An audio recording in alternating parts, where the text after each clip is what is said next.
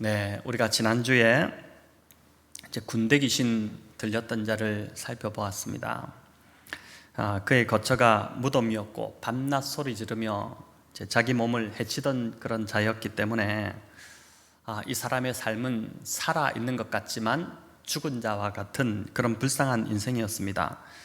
아무도 이제 이 사람을 제어하지 못했고 또 도와주지도 못했는데, 이런 불쌍한 사람에게 예수님께서 이제 갈릴리 바다를 건너 오셔서 찾아오셨고 이 사람의 삶을 이제 회복시켜 주셨습니다.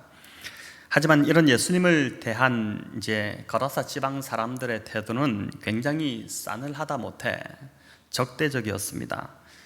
귀신 들렸던 그 한 사람의 회복보다는 경제적 손실을 더 이제 우려했기 때문입니다. 그래서 이들은 결국 자신들의 땅에서 예수님이 나가주시기를 이제 그래서 간청을 했고 예수님을 그 땅에서 내몰았던 것이죠. 돈에 사로잡혀 있던 이제 이들이야말로 귀신 들린 자와 별반 다를 바가 없었던 것입니다.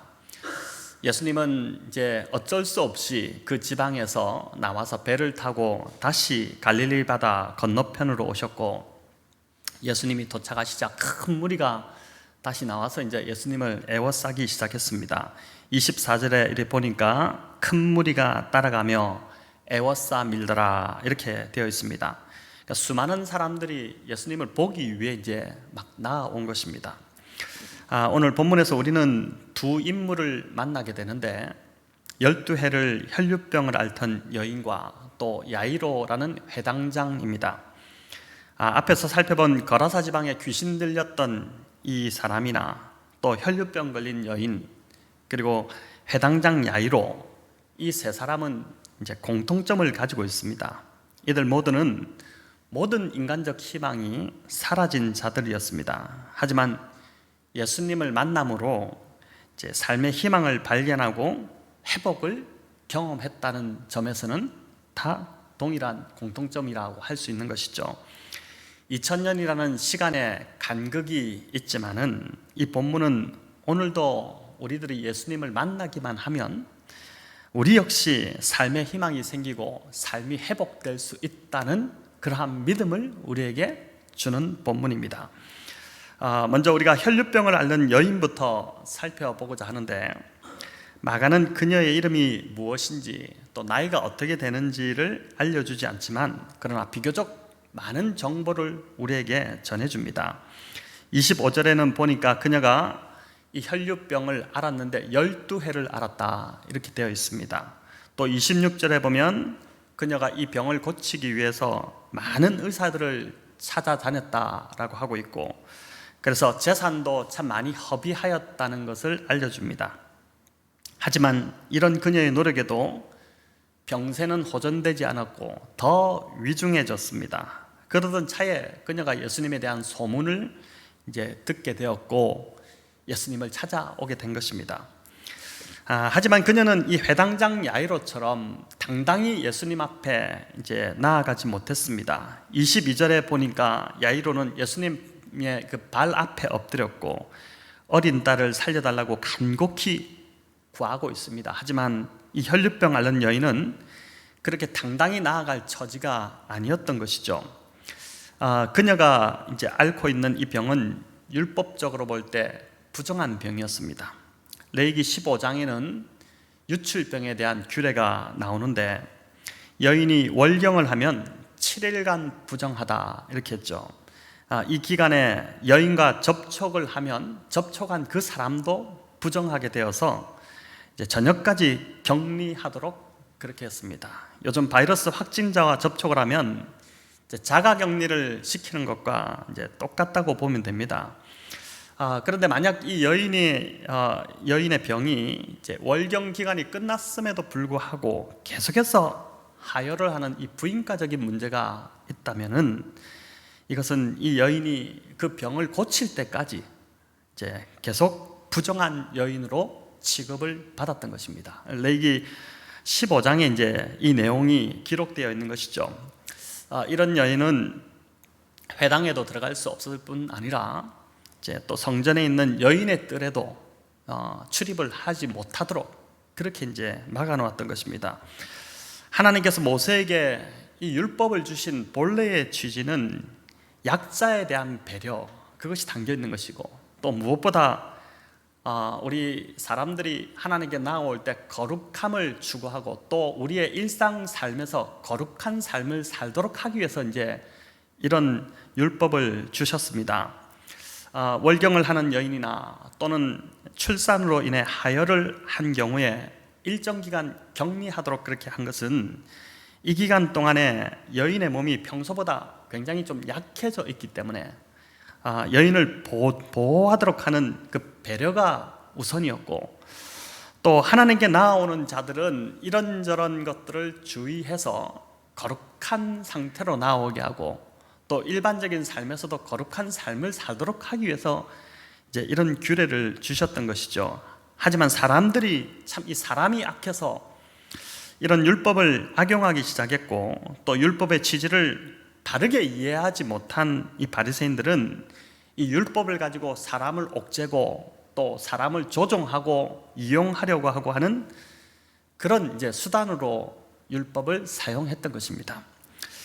이런 율법이 지배하는 사회에서 12년간 부정한 사람 취급당했다면 이 여인의 삶이 얼마나 무너졌을지, 또 이 여인이 얼마나 버거웠을지 또 외로웠을지를 우리가 충분히 상상해 볼 수 있습니다. 사람들과 접촉도 안 되기에 사랑하는 사람들과의 관계도 다 끊어져 버렸고, 심지어 집에서도 쫓겨나고 아마 이혼을 당하기도 했을 것입니다. 그 당시 이런 병을 가진 여인들이 참 많이 이혼을 당했다고 합니다. 병이 걸려 아픈 것도 너무 힘이 드는데 종교에서도 사회에서도 가정에서도 이제 이렇게 쫓겨났으니 참 이 얼마나 가련한 여인이고 가련한 인생입니까? 우리가 온라인 예배가 연장되면서 가장 고통스러운 것이 성도의 이제 교제를 할 수 없다는 것입니다.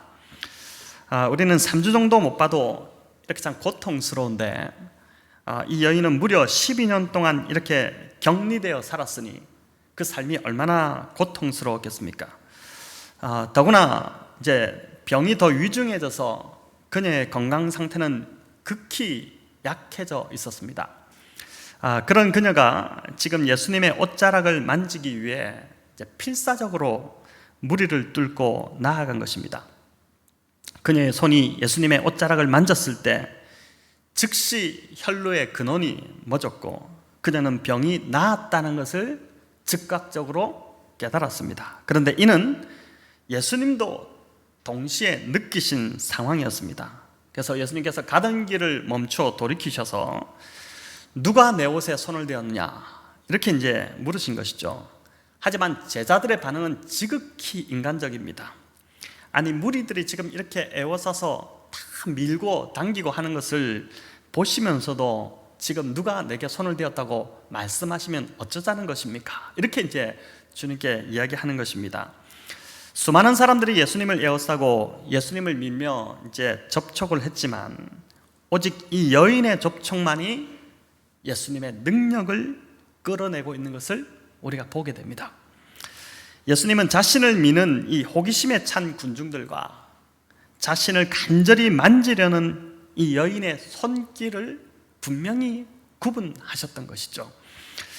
군중들 속에 에워싸여 있으셨지만 그걸 분명히 구분하셨기에 이 여인에게 주님이 능력을 베푸신 것입니다. 오늘날도 마찬가지죠.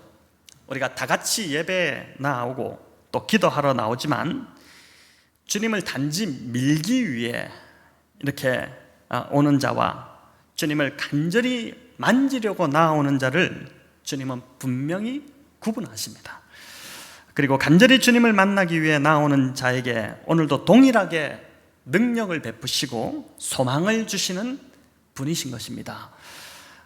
우리 캠벨 목사님께서 거기 져서 마가복음 강의에서 이 부분을 예수님의 민감함이라고 이제 표현을 했습니다. 이 민감함이라는 것은 예수님이 예민하시다는 것이 성격이 예민하다 그런 것이 아니라 우리의 필요에 대해서 우리의 행동 하나하나에 대해 주님은 늘 민감하게 깨어 계신 분이다라는 것입니다. 그래서 우리가 주님 앞에 나아가기만 하면 주님은 즉각적으로 또 온전히 그리고 후히 응답해 주신다는 것이죠. 이를 주님의 민감함이다 이렇게 이제 표현한 것인데, 참 이 표현이 적절한 표현이고 또 예수님이 어떤 분이신지를 잘 드러낸 표현이라고 생각합니다. 또 여기 27절에 손을 대었다 이렇게 하는데, 이 원어적 의미로 볼 때 이것은 살짝 스쳤다는 그런 것이 아니라 필사적으로 붙잡았다는 것입니다. 그러니까 이 여인의 간절한 그 마음과 또 믿음이 묻어있는 단어입니다. 그녀의 간절함이 바로 믿음의 치유를 이끌어내게 된 것이죠. 자, 중요한 것은 그 다음이었습니다. 예수님은 누가 내 몸에 손을 대었느냐 이렇게 이제 즉각 반응하시면서 가던 길을 멈추고 지금 무리를 둘러보고 있습니다. 어떻게 보면 이제 자진해서 드러나올 때까지 주님이 기다리신 것이죠. 여자가 얼마나 두려웠겠습니까? 주님이 모르실 줄 알았는데 자신의 정체가 탄로가 나게 된 것이고, 또 그러면 군중들로부터 이제 부정한 여자라고 취급받게 되니 이게 참 큰일이 난 것입니다. 중국의 한 도시에서 최근에 이탈리아 여행을 갔다 온 어떤 한 확진자가 여행을 갔다 온 것을 숨기고 대중교통을 타고 이리저리 막 이동하다가 결국 발각이 되어서 도시 전체 사람들로부터 막 지탄을 받는 일이 또 며칠 전에 보도에 나왔는데, 마치 이 여인이 이제 그런 상황이 무리 중에 나오면 절대 안 되는 여인이, 격리되어야 할 여인이 지금 무리 중에 나타났으니까, 그것이 드러났으니까 큰일이 나게 된 것이죠. 그러나 예수님은 이 여인에게 보니까 평안을 선포하십니다. 우리 34절 같이 한번 읽어보겠습니다. 예수께서 이르시되 딸아 내 믿음이 너를 구원하였으니 평안히 가라 내 병에서 놓여 건강할지어다. 자, 예수님이 이 여인을 불러내신 이유는 책망하거나 혼을 내시기 위함이 아니라 오히려 보니까 축복하시기 위함입니다. 건강을 빌어주고 축복하고 있습니다. 만약 이 여인이 자신의 병만 고치고 그냥 만졌기 때문에 즉각 나았지 않습니까? 그리고 나서 조용히 그 자리를 막 즉시 빠져나갔다면 어떻게 되었을까요? 그녀는 병은 고쳤을지 몰라도 예수님과의 인격적인 만남을 놓쳤을 것입니다. 많은 사람들이 자신의 필요를 채우기 위해 주님 앞에 기도할 경우가 많습니다. 그러나 그 필요만 채워지면 안타깝게도 더 이상 기도하지 않습니다. 예수님이 진짜 원하시는 것은 관계인데, 어떤 필요를 채워주고 소원을 들어주고 이것이 아니라 진짜 주님이 원하시는 것은 우리 자신, 나 자신과의 그 관계를 원하시는데, 이제 우리가 그걸 모르는 것이죠. 이제 기적을 베풀어 주시는 이유도 기적을 통해서 우리와 더 깊은 인격적 관계로 주님이 나아가고자 하시는 것입니다.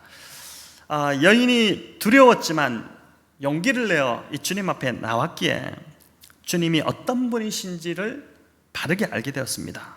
주님은 율법에 있는 대로 부정한 여자가 왜 이 자리에 있느냐 그렇게 책망하지 않으셨습니다. 오히려 평안을 빌고 그리고 앞으로 건강하게 살도록 축복했습니다. 그리고 이 여인의 이런 무모한 행동, 어떻게 보면 참 무모하다고 할 수 있는 그런 행동을 오히려 믿음의 행동이라고 칭찬해 주셨죠. 이 여인은 병을 낫는 것을 넘어 주님이 이 병 고친 것만 해도 감사한데, 그것을 넘어서 주님이 얼마나 온유하시고 따뜻하고 또 이해심이 많으신지를, 또 자신의 삶이 평안하기를 그 누구보다 바라시는 분이라는 것을 깊이 경험하게 된 것입니다. 그동안 그녀가 겪었던 사람들은 자기를 정죄하고 또 자신의 재산 그것만 노리고 있고, 어떻게 하면 나를 좀 이용할까 이렇게만 하고 있고, 또 가치 없다 싶으면 가차없이 버리는 그런 자들이었는데, 주님은 그런 사람들과 너무나도 달랐던 것이죠. 이 여인은 주님이 자신을 격려하고 축복하고 있는 모습 그대로를 사랑하신다는 것을 깨달은 것입니다. 이제 병이 낫는 것을 넘어서 주님과의 그 인격적인 깊은 친밀한 관계로 나아가는 그 축복을 얻게 된 것이죠. 이제 문제는 야이로였습니다.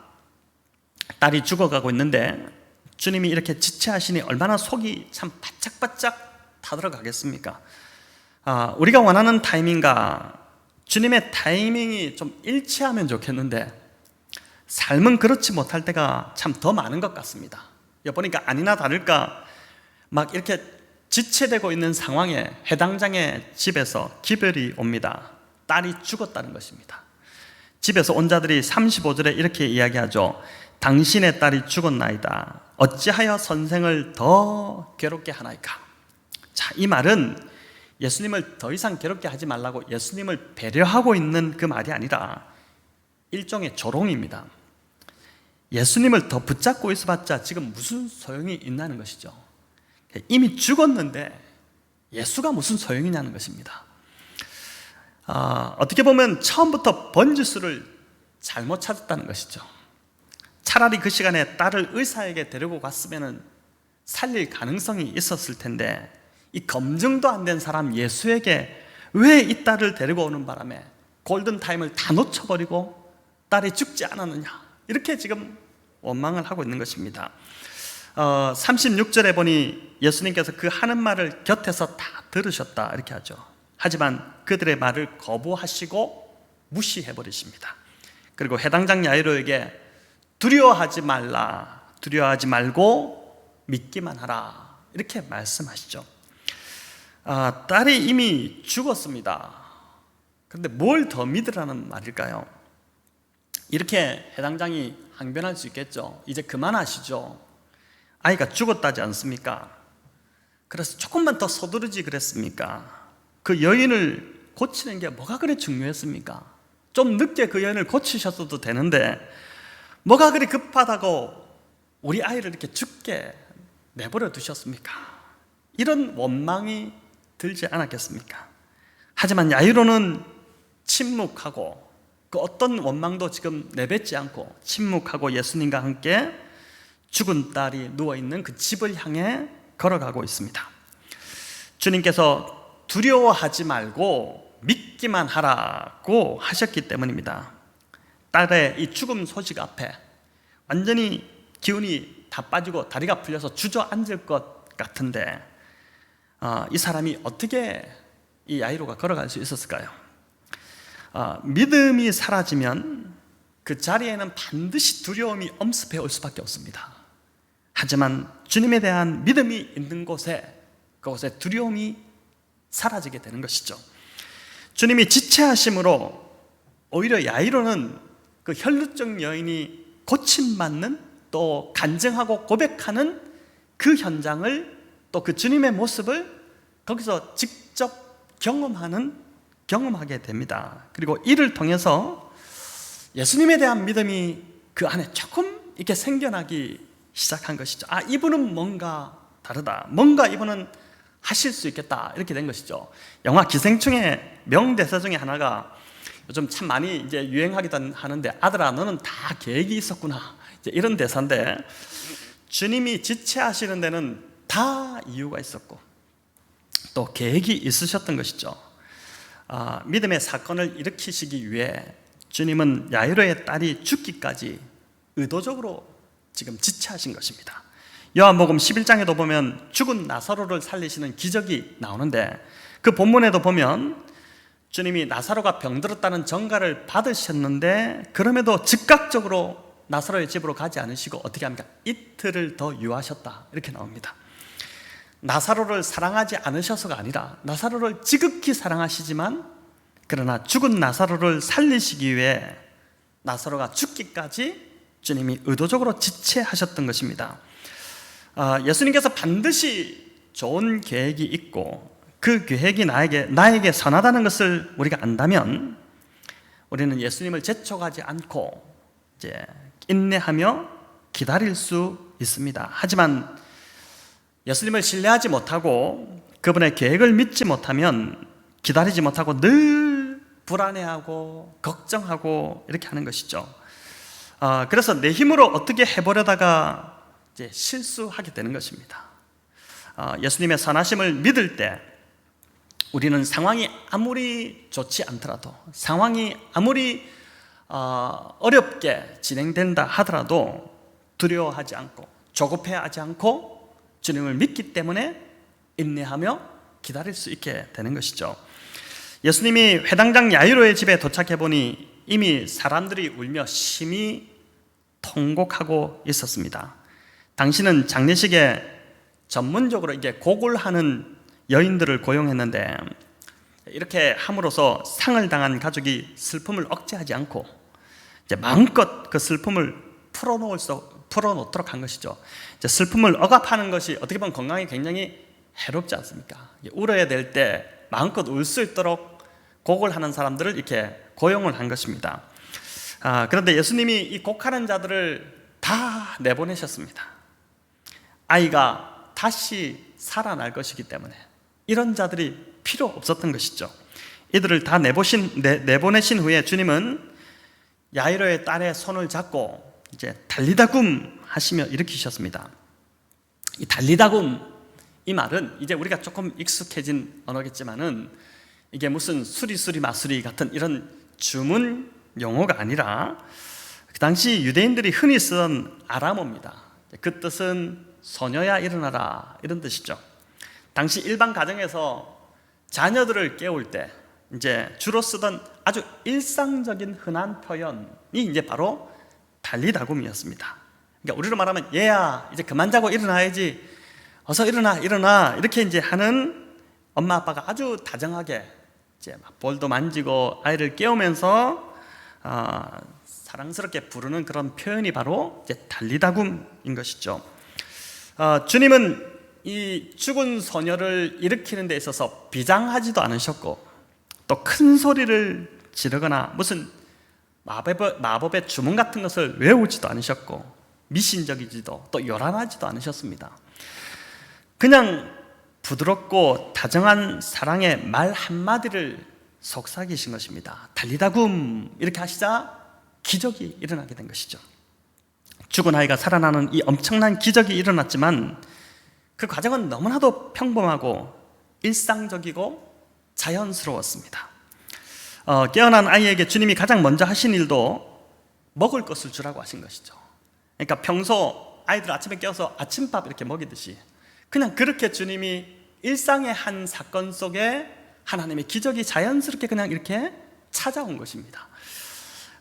우리가 하나님의 때를 기다리지 못하고 내가 하려고 하다 보면 과정도 굉장히 어색하고 요란하고 결과도 종종 그르치는 것을 보게 됩니다. 하지만 하나님의 때에 하나님이 하시게 되면 너무 자연스럽고 쉽게 그 일이 이루어지는 것을 보는 것이죠. 그 결과도 기적 같은 놀라운 일이 되는 것입니다. 그래서 주님의 타이밍을 기다리는 것, 그 주님의 타이밍이 나에게 가장 좋은 때가 된다는 믿음을 갖는 것, 이게 참 중요한 것이겠죠. 오늘 이 본문에 혈루증 걸린 여인이나 야이로는 보니까 모두 해피엔딩으로 끝납니다. 얼마나 참 기쁨이 넘쳐납니까? 어두웠던 사망의 그늘이 짙게 드리웠던 곳에 기쁨이 넘쳐나고 있는 그러한 끝으로 이제 나게 되는데, 우리의 인생도 참 이렇게 되기를 간절히 바라지만 우리의 삶은 사실 그렇지 못한 경우가 더 많습니다. 그러할 때 우리는 어떻게 이 야이로처럼 또 이 여인처럼 믿음을 지킬 수 있을까요? 두 가지를 좀 말씀드리고자 하는데, 첫째는 주님이 어떤 분이신지를 아는 것입니다. 2000년 전에 있었던 이 두 이야기는 오늘 우리들에게 예수님이 어떤 분이신지를 분명히 알려주십니다. 먼저 주님은 우리의 필요에 민감하게 반응하는 분이시죠. 부모가 자녀의 필요에 대해 때로 둔감할 때가 있지만 부모도 그렇지 않습니까? 인간이기 때문에. 하지만 주님은 늘 우리의 상황에 대해 민감하게 반응하시고 또 그 상황에 아주 긴급하게 때로는 또는 진지하게 대처하시는 것입니다. 결코 모른 채 하거나 못 들은 척 하지 않으시고 또 우리를 가볍게 절대 대하지 않으시고 늘 귀 기울이시며 이제 캠벨 몰간이 이야기했던 것처럼 즉각적으로 또 온전히 후히 응답해 주시는 것이죠. 또 주님은 야이로를 통해서 볼 때 고난의 자리에 함께 그 자리까지 동행하시는 분이십니다. 떠나지 않고 늘 함께 하시는 분이신 것이죠. 딸이 죽었다는 전가를 받았을 때 야이로에게 이제 끝났구나, 너 혼자 집으로 돌아가라, 이렇게 하지 않으셨죠. 주님은 야이로에게 두려워하지 말라, 그리고 믿기만 하라, 이렇게 말씀하시고 야이로와 함께 그 죽음의 자리로 함께 가셨습니다. 얼마나 두려웠겠습니까? 얼마나 막 모든 소망이 다 사라지고 절망적인 마음이 찾아왔겠습니까? 그러나 혼자 두지 않으시고 주님이 함께 야이로와 함께, 어떻게 보면 야이로의 손을 잡고 끌고 가셨겠죠. 그렇게 가셔서 집에 도착해서 보니까 그 엄마도 함께 데리고 갑니다. 부모와 함께, 또 제자 3명과 함께 딸이 누워있는 방으로 가셨죠. 이런 주님께서 승천하시면서 이 땅에서 마지막으로 모든 부활하시고 사역을 마치신 후에 승천하시면서 우리에게 하신 말씀이 내가 세상 끝날까지 너희와 항상 함께 하리라, 함께 있으리라, 이렇게 약속해 주셨죠. 그 주님이 그 약속하신 그대로 오늘도 또 앞으로도 저와 여러분과 늘 함께 하신다는 것입니다. 성도 여러분, 주님이 어떤 분이신지를 알 때 우리는 내가 원하는 때와 내가 원하는 결과를 내려놓을 수 있습니다. 하나님의 때가 나에게 가장 좋고 또 하나님의 방법, 하나님이 원하시는 결과가 나에게 가장 좋다는 그 믿음이, 그걸 믿을 수 있기 때문인 것이죠. 혈루증 여인을 고치시고 야이로의 딸을 살리신 이 충분한 능력이 있으신 분이 내가 원하는 것, 그렇게 내가 원하지만은 또 내가 원하는 때가 있지만 그때에 그것을 응답하지 않으신다면은 그것이 최선이기에 그러신 것입니다.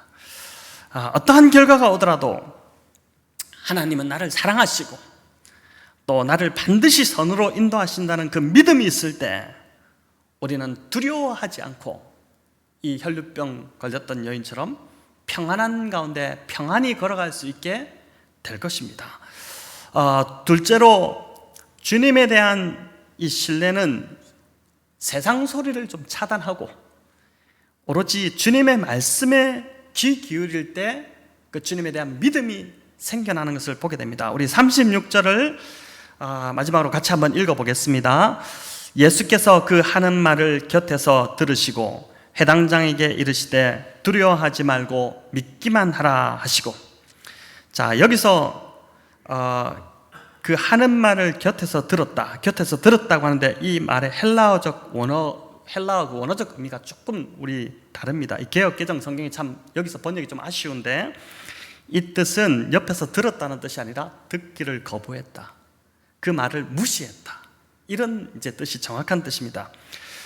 주님이 집에서 기별을 보내온 자들의 한 말을 의도적으로 무시하고 거부한 것입니다. 그들의 한 말이 뭡니까? 딸이 이미 죽었는데 예수가 무슨 소용이냐, 이런 말이었죠. 왜 지금 예수를 붙잡고 계속 이러고 있느냐, 가서 장례나 준비해라, 이런 참 절망적인 소리를 전달했는데 그 말을 주님이 곁에서 들었다, 그 말을 의도적으로 무시했다는 것입니다. 우리가 세상 소리에 계속 귀 기울이면 있는 믿음도 빼앗깁니다. 그렇죠. 그 소리가 참 우리를 불안하게 만드는 소리이기 때문입니다. 또 40절에 보니까 그들이 비웃더라, 이렇게 나옵니다. 허당하고 애곡하는 자들이 주님이 죽지 않았고 자고 있다고 하니까 비웃었다고 그러죠. 예수님께서 이 비웃는 자들도 다 내보내셨습니다. 부정적인 말, 비웃는 조롱의 말, 이런 말들이 우리의 믿음을 송두리째 흔들어 놓기 때문인 것입니다. 하지만 우리가 주님의 말씀에 귀 기울이면 믿음이 생기고 소망이 생겨나기 시작하고 또 용기가 생겨나기 시작합니다. 계속해서 주님의 말씀을 들어야 우리가 주님을 알게 되고 그분을 아는 만큼 우리는 믿음 안에서 걸어가게 되는 것이죠. 야이로처럼 주님 발 아래 엎드려 간곡히 구한다면, 또 혈루병 이 여인처럼 주님의 옷자락을 만지기 위해서 우리가 간절히 나아온다면 주님은 오늘도 변함없이 어제나 오늘이나 영원토록 동일하신 분이 우리 예수님이시기 때문에 동일하게 저와 여러분의 삶을 그렇게 인도해 주실 것입니다. 가장 최선의 삶으로 가장 좋은 길로 우리를 이끌어 주실 것입니다. 이러한 믿음으로 이번 한 주도 두려움이 아닌 평안의 길로, 이 여인이 고침받고 걸어갔던 그 평안으로 걸어가시는 저와 여러분 다 되시기를 우리 주님의 이름으로 축원합니다.